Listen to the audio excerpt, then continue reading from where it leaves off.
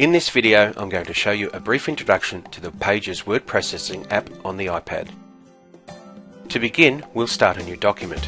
Tap the plus icon and select New Document.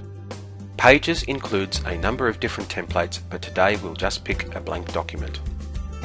There's a menu bar at the top and a ruler underneath. The ruler is hidden at the moment, and I'll show you how to make it visible later on. For now, let's just start typing our document. I'm using an external keyboard, so that's why you don't see the keyboard on the screen. I find it easier to type the whole thing first, then format it later on. Some people like to format as they go. You'll notice that as we type, the spell checker will check our spelling and suggest changes. You can accept or reject these as required. You don't need to sit and watch me type, so let's fast forward a bit. To see some of the advanced auto correction features, I'll just pop up the internal keyboard. I'm going to make some obvious errors and come back and correct them later on. If I type a word the iPad doesn't know about, say like spelling school with a K, it tries to pick a correct word. To reject the suggestion, just tap the word and your original spelling remains. There are no arrows on the internal keyboard, so you need to use your finger. Tap and hold the blinking cursor. A magnifying glass appears, which you move with your finger. I'll use a capital for school and get rid of this comma. I can replace entire words by double tapping them and typing the correction, like changing is to am. Let's fast forward again and show you some more editing techniques. I can select entire selections of text and move them by cutting and pasting. Double tap a word and make your selection by dragging the blue dots at the ends. The menu above the selection shows me what I can do, and I'm going to cut this sentence from here and move it to another place in the document. Tap the blinking cursor once to show the menu and select Paste. The iPad allows you to copy and paste between different documents using the same technique. I can easily change the font and size of my text by first selecting the portion I want to change. The I button at the top of the screen allows you to change the appearance of your text. You can choose from a number of predefined styles or pick your own font and size by scrolling to the bottom and tapping Text Options. You can change the font, the size and the colour from this menu.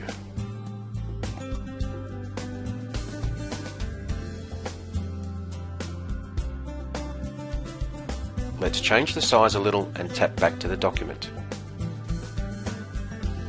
To insert an image, select the media icon at the top menu. The image needs to be in the Photos section of your iPad already. Tap Media and select your image. First, I'll add an image of my cat. Pick the image you want, and as soon as you tap on it, the iPad will insert it into your document. You resize it using the blue handles on the corners.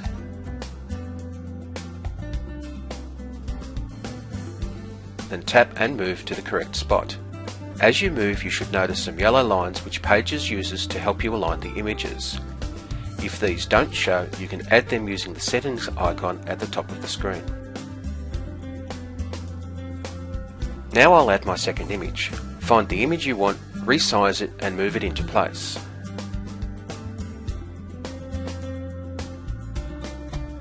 Again, the yellow guidelines will help you put it in the right spot. With a bit of fine tuning, you'll get your document looking just right. Pages lets you copy styles as well as text. You have to select the text first, then use Copy Style and then Paste Style as required.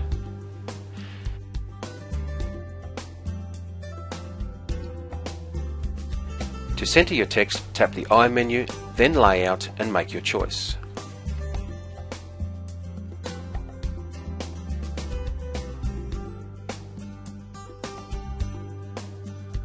To show the ruler, tap the thin bar below the menu bar.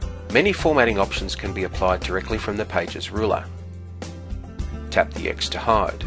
If you need to see more of your document, you can hide the main menu by pressing this button at top right.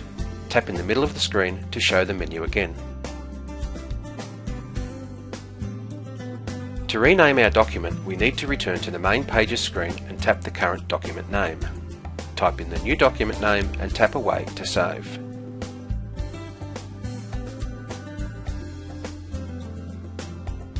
We can insert charts and tables via the Media menu. tap Media, then Charts and select the style of chart. As it says, we tap in the middle of the chart to edit the chart data. We can add and remove rows and columns by tapping on the headers and edit cells by tapping.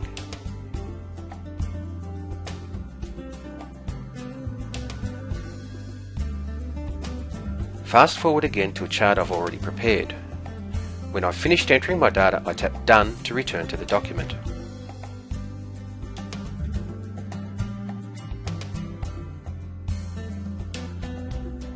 Rotating images and objects is easy. I'm going to insert an arrow and then rotate it. I tap the Media menu and select the arrow I'm after and move it to the desired position. To rotate, I need to use a two-finger tap. I tap and hold with 2 fingers, then start rotating. Once I've started to rotate, I can remove one of my fingers and keep rotating. This action can be a bit tricky, and you need to make sure that you tap with your fingers on the actual object and not on any blank space within the object.